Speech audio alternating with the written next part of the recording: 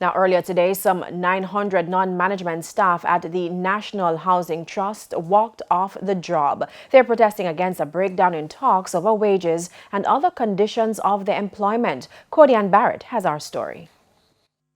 First, no water, then no air travel. Now, all housing matters are on hold. National Housing Trust employees from across the island walked off the job, demanding better pay to meet the high cost of living. At the head office on Park Boulevard in New Kingston, 900 of 1,400 workers participated in the protest action. Some gathered outside the building, while others marched to the statue at Emancipation Park to voice their discontent.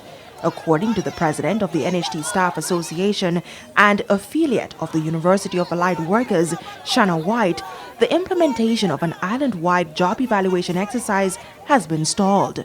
In 2016, the National Housing Trust got approval from the Ministry of Finance to conduct an island-wide job evaluation. Despite the approval being given in 2016, they started the process in 2018. It's 2022 and we have still not seen implementation. In November of last year, the report was finalized. We have been waiting to see implementation and nothing has been communicated to us in relation to the implementation. But in light of the industrial action by NWC and air traffic controllers this week, was this a mere coincidence or was it planned and a notice given of industrial action?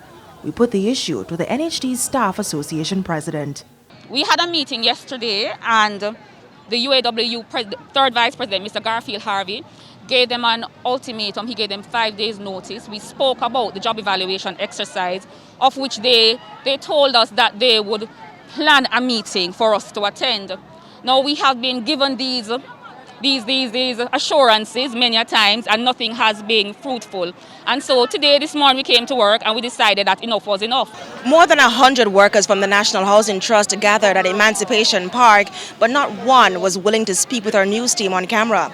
However, we were told that they were instructed not to return to work until they are given further directive. Now, it might be day one for NHT workers, but it's day 4 of a series of protests across the island, and it's not yet certain when it will end.